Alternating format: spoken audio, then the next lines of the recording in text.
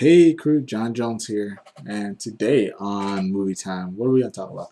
We're gonna talk about The Highwaymen, this movie that was just released on Netflix. And man, the reason why I want to talk about this movie is how did a movie like this get made? You know, like how did it get made? Um, I, it's not. I'm not saying that because I think it's a bad movie. Okay, I'm not saying that because it's a good movie. It's a movie. There's some enjoyable parts. Um, it's a movie that personally, type of movie that I enjoy. Like it's like a buddy cop type movie. Um, it's more slow, methodical thinking. How do we capture the bad guys type movie? Um, there's more. There's more to the mindset of what's going on than the actual shoot 'em up portion. So personally, I like that kind of movie.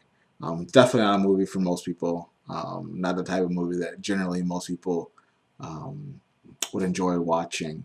But it is a movie, um, based on true events. So the Highwayman follows Texas Rangers, real life Texas Rangers, um, and the the last months or so, you want to say, searching for Bonnie and Clyde. Okay, and so the movie stars Kevin Costner and Woody Harrelson. So like, personally, I like both of those guys as actors, anyways. So I was already like, cool, man. I'll watch a movie with them too. And a buddy cop aspect, like they're old fogies though, like they're old, but they got it, man. They got it. So I enjoy watching. I enjoy their movies. I enjoy watching them. Um, and like I said, actually, I enjoy the movie. Now, I can get it. Most people, this is not a movie that you're gonna probably want to watch. Um, you'll probably watch it. It's a 2 hour movie, and most people probably be like nothing happened in those 2 hours.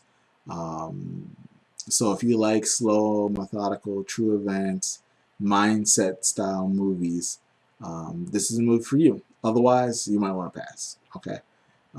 So yeah, it follows the true events of uh, of Texas Rangers chasing Bonnie and Clyde.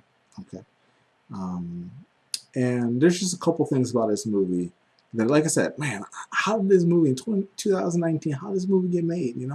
I looked it up. They said it was like $50 million budget. I wonder, like did the FBI, dole out some money? I know that they've been expanding their recruitment process. Um, you know, and so we've been seeing a lot more like FBI shows and FBI related movies. I wonder, how if that's directly related to maybe there being some advertising budget or some sort of promotional aspect coming from FBI. Um, which hey, I think that it's a good way to um, find people who may be interested in that type of career. Um, so just talking about a movie. I really don't need to go through what happens in the movie. It is a true events movie, so they probably took a couple um, liberties, for making a movie itself. But for the most part, if you know the story of the capture of Bonnie and Clyde, this movie, that's what it covers. Okay, so they are chasing them around, primarily around Texas, obviously Texas Rangers. And at the time, the Texas Rangers had um, been deconstructed, right? So they were no longer active because there's a lot of financial issues. This takes places in the 30s. So obviously, Great Depression era. A lot of people doing anything under the sun to try to find work. A lot of migrants, a lot of people, that have lost their homes and down economically and all the rest of that. So, um, it's a dying um, time. So it's just that was the situation, right? I don't need to tell everybody, educate everybody on the Great Depression. You better know about it, okay? Especially if you're in the U.S., you better know about it. It is a staple of our history. Um, if you like history, you'll probably like this movie. But anyways, okay, so just trying to talk about the important parts of this movie and some of the mindset. Um, these guys are pretty old going in, okay? They are, you could say, past their prime physically when it comes to chasing down fairly young people, Bonnie and Clyde, and oh man, I've already forgotten Clyde's gang. You know, and and um, so going toe to toe to them, you know, physically and doing chase downs or fights or whatever, that wasn't going to happen, right? So they had to outsmart them. So they had to figure them out. They had to get in their heads. They had to understand their patterns, what they're looking for, what they're after. Okay, Bonnie and Clyde, they robbed banks. All right, um, and so there was this weird love affair. Okay, not between the Texas Ranger and Bonnie and Clyde, but between America and Bonnie and Clyde. Actually, America overall has this weird relationship, this weird love affair with outlaws and bank robbers and Bonnie and Clyde, Jesse James, like these kind of people, right? We have this weird love affair where these people are murderers, right? They're lawbreakers, but we, in a way, worship them, right? How many Bonnie and Clyde movies and songs and all the rest of that stuff have been released? A lot, right? A lot. Because it is like a romanticized view of, wrongdoing, essentially. When people talk about the state of America today and guns and violent video games and violent TV shows and music and all the rest of this stuff, and they try to say how, oh man, America's so different now, and it's all because of media, that America, uh, you know, is so into guns and violence. And no, guys, this is the 30, like, America has always had this weird obsession with this. It is like to the core of a lot of American society enjoying uh, these types of people, these types of stories, as long as it does not directly affect them, right? And so this is part of the weird relationship that the general public of America and the media of America have and have always had. The media wrote these puff pieces, essentially, about Bonnie and Clyde, romanticizing it to the public. The public ate it up, fell in love with Bonnie and Clyde, right? I'm really happy at the end of the movie they put how many people attended their funeral, okay? So these are, this is during the Great Depression, right? People have all sorts of every sort of struggle under the sun that they need to be worried about. This is still pre-World War II, okay? 20,000 people attended Bonnie's funeral. 15,000 people attended Clyde's funeral. Just think about that. These are people who robbed banks and murdered people, right? Primarily lawmen, yes. But I don't think that you can't say, oh, well, they're a lawman, so it's okay for them to murder, no, they murdered innocent people.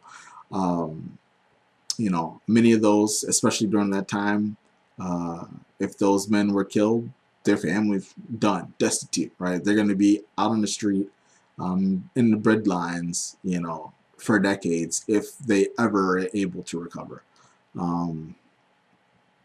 So why do we have this weird, crazy obsession with outlaws and violence? Is it part of how media portrays it to us, right? Like I said, during the time of these outlaws, during the time of Bonnie and Clyde, the media writing, puff pieces and romantic pieces and shortly follow their romantic short stories and all the rest of this stuff that just fed into the nature of people's love of this violent couple.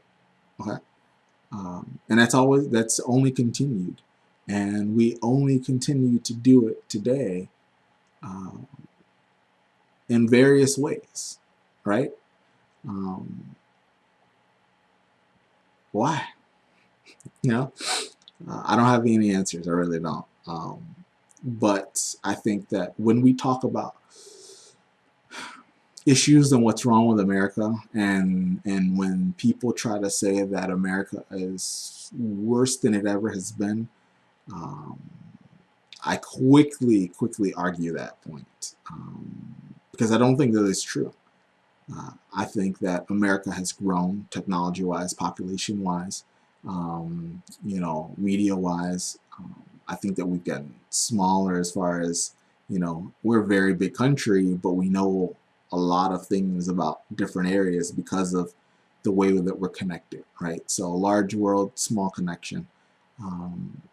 And there's a lot less personability, but a lot more personality, you know, in the United States at the time. But there are a lot more people better off and um,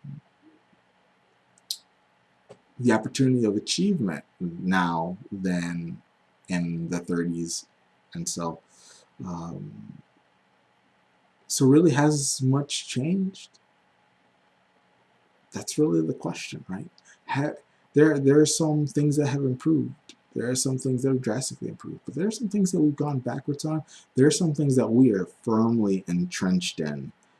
That could America ever actually change it? Could we ever get out of it? Do we actually want to change it? Do we actually want to get out of that? Um, just thoughts, man. These are the things that I'm thinking while watching this movie. I know I've already pushed on past really what happens in the movie, but like I said, it's true events, man. They catch them. They kill them. They don't catch them. They kill them. Okay. They get a hold of you know the father of a guy that runs with Clyde, and they leverage him and say, "We're gonna kill We're gonna kill your son. You want him to live or die? Make a choice." Obviously, the dude's like, "Well, I don't want you to kill my boy." Okay, help us. Where do they go? Where are they gonna be? You know, let us spring a trap. And that's what they did. They spring a trap, and then they shot them 130 rounds into these two folks. Um, And then the weird thing at the end of this movie, I'm gonna have to go fact check this, but the weird thing at the end of the movie, they brought the vehicle with their dead bodies in it into town, and the people of the town saw it and were like touching them and coming up to the vehicle and all the rest of this stuff. I'm assuming it happened, because it's in the movie, and that's just a weird thing to add into the movie if it did not happen. Um, it's a weird thing to have done. Obviously, that's not something that would happen in 2019, and I get that they wanted to make the example of, hey, if you are going to do this, this is how you're going to end up. The vehicles, shot to hell and etc. But still, and then the people's reaction. If you don't even watch the entire movie, watch that last 5 minutes of the movie, just to see that scene and see how you think about it. It's odd. It really is. It's odd. But I guarantee if there was a similar style couple thing, something going on in the U.S. right now, that was larger than life, and they had done it, we'd probably have the same reaction. We'd see a similar outcome where thousands of people would show up. Which, as I said, have we really changed? Are we really looking to change? Right? As they say, the more the changes, the more that stays the same. I think that that's definitely America in a nutshell. So those are my thoughts on the movie. Like I said, I really enjoy the movie. I enjoyed this type of movie. It's probably not for most people, so you know, you may not want to rush to see it if you're looking for a thinking mindset, um, you know, talking style movie with not very much action. Then it might not be for you. But for everyone else, yeah. So, yeah, those are my thoughts on The Highwaymen on Netflix. Just released, I believe, a few days ago. So yeah, and yeah, guys, if you liked the video, hit the like button. If you didn't like it, hit the down like button. Subscribe to the channel, and I'll see you in the next video.